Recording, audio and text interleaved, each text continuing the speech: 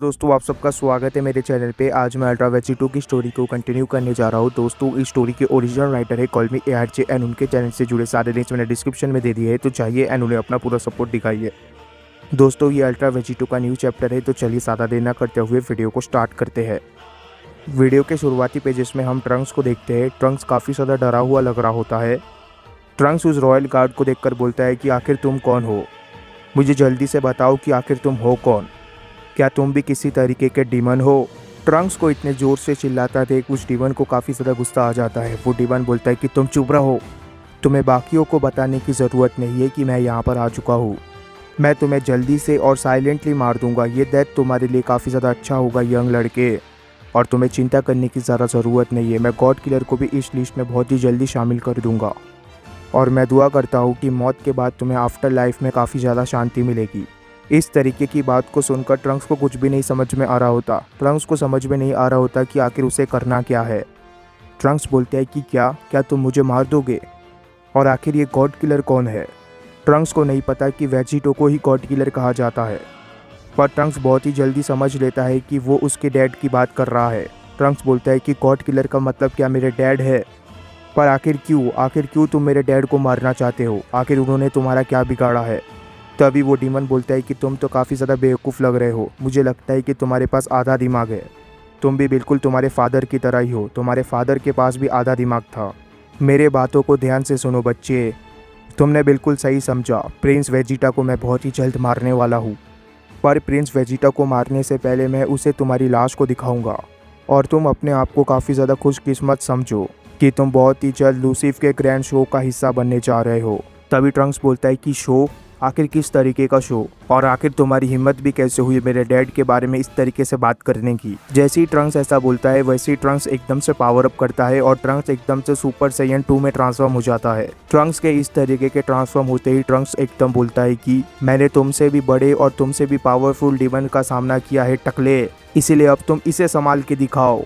Trunks के ऐसा बोलते ही ट्रंक्स एक ज़बरदस्त अटैक करने के लिए आगे बढ़ता है उस डीमन के ऊपर। वहीं पर दूसरी तरफ बारडॉग गोटेन के साथ होता है। बारडॉग बोलता है कि गोटेन तुम तो एक छोटे बर्गर की तरह हो, तुमने उस बॉल को जानबूझ के इतने जोर से हिट किया, पर आखिर तुमने ऐसा क्यों किया, तुम मुझसे झूठ नहीं बोल सकते। तभी गोटेन एकदम से शर्माते हुए बोलता है कि हाँ, दरअसल मुझे वो याद आ गया जो कि लास्ट टाइम हुआ था। कुछ सालों पहले मेरे और ट्रंक्स के बीच एक बैटल हुई थी जिसमें मैं हार गया था, और जैसे मुझे वो चीज़ याद आया वैसे ही मैंने बॉल को बहुत ज़ोर से हिट कर दिया। तभी इस बात को सुनकर बारडॉग हंसने लग जाता है। बारडॉग बोलता है कि तो ऐसी बात है, तुम्हारा नेचर तो बिल्कुल एक सैयन की तरह है। क्या तुम्हें पता है बच्चे, तुम्हें पता है गोटेन, ट्रंक्स तुमसे पावर लेवल में बहुत ज़्यादा आगे नहीं है इन रियलिटी। मुझे पता है कि ट्रंक्स ने थोड़ी देर पहले एक स्ट्रेंज पावर को यूज़ करना सीखा था, जिसके वजह से वो तुमसे थोड़ा बहुत आगे निकल गया, पर वो बस थोड़े से वक्त के लिए ही हुआ था। मैं तुम्हें शर्त लगा के कह सकता हूँ कि तुम्हारे पास भी बहुत ज़्यादा पोटेंशियल है। मुझे तो लगता है कि तुम्हारे पास ट्रंक्स से ज़्यादा पोटेंशियल है। तुम्हें बस एक अच्छे टीचर की ज़रूरत है, और अगर कैकरोट इस काम को अच्छी तरीके से नहीं करता तो मैं इस काम को बहुत अच्छी तरीके से कर दूंगा। मैं तुम्हारा टीचर बनने के लिए तैयार हूँ गोटेन। तभी इस बात को सुनकर गोटेन बहुत ही ज़्यादा खुश हो जाता है। गोटेन बोलते हैं कि रियली ग्रैंडपा, ये तो काफ़ी अच्छी बात होगी। गोटेन इतना बोला ही होता है कि तभी गोटेन किसी चीज़ को नोटिस करता है। गोटेन देखता है कि उसके पास से कोई चीज़ आकर जोर से ज़मीन से टकराई हुई होती है, जिस चीज़ को देखकर बारडॉग भी काफ़ी ज़्यादा हैरान रह जाता है। वो जो चीज़ आकर ज़मीन से टकराती है वो और कोई नहीं बल्कि ट्रंक्स होता है, जिसे देखकर गोटेन और बारडॉग बोलते हैं कि आखिर ये कौन था। ट्रंक्स अपने बेस फॉर्म में आ चुका होता है। ऐसा लग रहा होता है कि उस डीमन मॉन्स्टर ने बहुत ही ज़्यादा पावरफुल अटैक किया होगा ट्रंक्स के ऊपर। ट्रंक्स की इस हालत को देख गोटेन को काफ़ी ज़्यादा बुरा लगता है। गोटेन बोलता है कि ट्रंक्स तुम वहीं पर रुको, मैं उसका सामना करता हूँ। तभी बारडॉग को एहसास हो जाता है कि वो डीमन वहाँ तक पहुँच चुका है। बारडॉग बोलता है कि वो आ रहा है। जैसे ही बारडॉग पीछे पलटकर देखता है, बारडॉग को एक शैडो दिखता है, जिसे देखकर बारडॉग बोलता है कि अब आओ भी बेवकूफ़, डरपोकों की तरह फॉरेस्ट में छुपे मत रहो। शायद तुम्हें छोटे बच्चों के ऊपर हाथ उठाने पे बहुत अच्छा लगता होगा, और वैसे एक बात कहूँ, तुम तो मेरे से भी ज़्यादा बड़े लग रहे हो, तो इस हिसाब से तो तुम्हें इन बच्चों के ऊपर हाथ ही नहीं उठाना चाहिए, तुम्हें तो शर्म आनी चाहिए। वो डीमन गार्ड बोलते हैं कि आखिर ये कौन आ गया अभी, इसका हेयर और इसका एज तो बिल्कुल सन गोकू की तरह लग रहा है, पर ये सन गोकू नहीं हो सकता। सन गोकू को अभी तक हमारे मेन्यू लिस्ट में हमने ऐड नहीं किया है।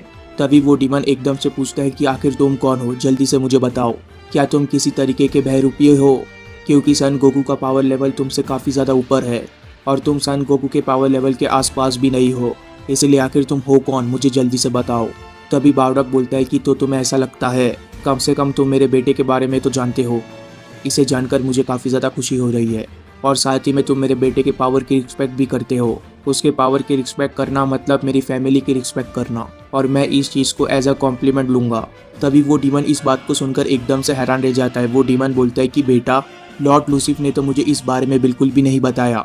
क्या लॉर्ड लूसिफ को भी इस बारे में पता नहीं है? चाहे जो कुछ भी हो, उन्होंने मुझे यहाँ पर भेजा है तुम्हें मारने के लिए, और यहाँ पर मैं तुम्हें एक तोहफा देने आया हूँ जो कि है तुम्हारी मौत।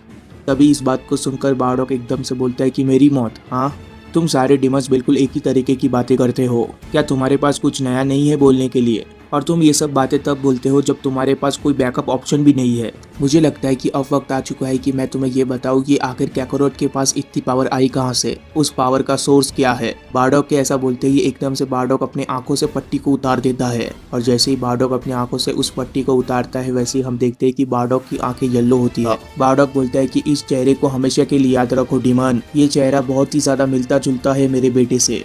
इस चेहरे का सामना करना मतलब तुम मेरे बेटे के साथ ही मुकाबला कर रहे हो। डीमन, बहुत ही जल्द तुम्हें पता चल जाएगा कि आखिर तुम जैसे डीमंस की औकात क्या है। वो डीमन बोलता है कि ये तो काफी अच्छी बात है, ये लॉर्ड लूसिफ की इच्छा है कि मैं उसे मार दूं, पर इससे कुछ भी फर्क नहीं पड़ता मुझे।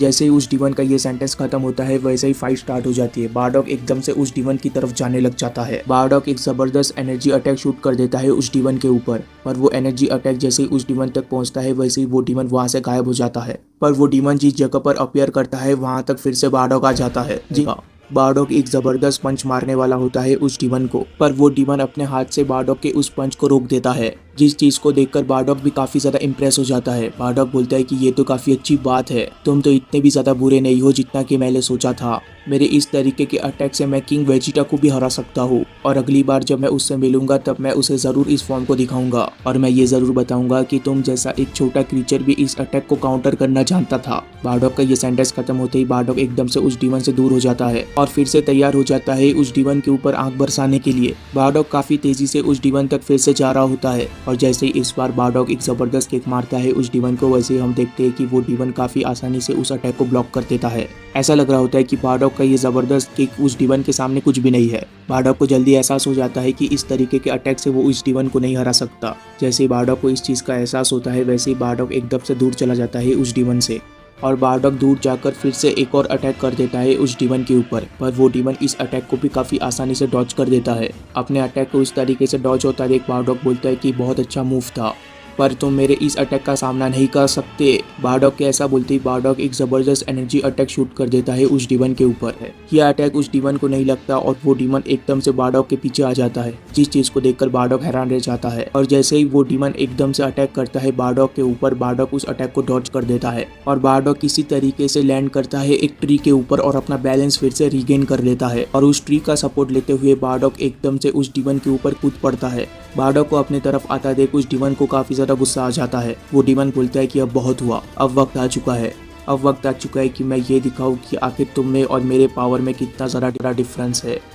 उस डीमन का ये सेंटेंस खत्म होता है वैसे ही वो डीमन तैयार हो जाता है बार्डोक का सामना करने के लिए, और बार्डोक भी देखते ही देखते काफ़ी ज़्यादा नज़दीक पहुंच जाता है उस डीमन के, पर इसके बावजूद उस डीमन को घंटा कुछ फ़र्क नहीं पड़ता। वो डीमन बोलता है कि अब इसका अंत होने वाला है। इस बात को बार्डोक सुन लेता है। बार्डोक बोलता है कि हाँ, तुमने बिल्कुल सही कहा, तुम्हारा अंत होने वाला है बेवकूफ़। बार्डोक की तेज़ी इतनी ज़्यादा होती है कि बार्डोक की आंखें एकदम से चमकने लग जाती है, और बार्डोक की आंखों को देखकर पता लग रहा होता है कि बार्डोक की तेज़ी आखिर कितनी है। बार्डोक पलक झपकते ही उस डीमन तक पहुंच जाता है और बार्डोक एक ज़बरदस्त पंच मारने वाला होता है उस डीमन को। बार्डोक की इतनी तेज़ी को देखकर वो डीमन एकदम से हैरान रह जाता है। वो डीमन बोलता है कि क्या? तभी बार्डोक बोलता है कि सेयन को कभी भी अंडर एस्टिमेट नहीं करना चाहिए, और ऐसा बोलते ही बार्डोक एक ज़बरदस्त हिट करने में कामयाब हो जाता है उस डीमन के ऊपर। बार्डोक का ये अटैक लगते ही एक ज़बरदस्त ब्लास्ट होता है, जिसके वजह से हर तरफ सिर्फ धूल और धुआं दिख रहा होता है, और हमें दोनों में से एक भी वॉरियर नहीं दिख रहा होता है। पर इसके बाद जैसे जैसे धुआं हटने लगता है हमें एक हाथ दिखता है, और अनफॉर्चुनेटली ये हाथ और ये चेहरा बार्डोक का नहीं होता, ये होता है उस डीमन का। दरअसल बार्डोक का अटैक लगने से पहले वो डीमन एक ज़बरदस्त अटैक कर देता है बार्डोक के ऊपर, जिसकी वजह से बार्डोक ज़मीन के ऊपर गिरा हुआ होता है, और वो जो इम्पैक्ट और वो जो ब्लास्ट हुआ था वो उस डीमन के अटैक के लगने का हुआ था।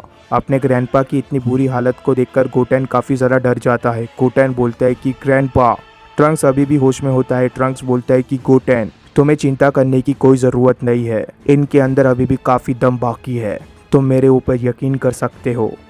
तो इस पार्ट में बस इतना ही। इसके नेक्स्ट पार्ट में हमें पता चलेगा कि आखिर इसके बाद हुआ क्या। तो तब तक के लिए चैनल को सब्सक्राइब कर देना, वीडियो को लाइक कर देना। Good bye, take care, thank you.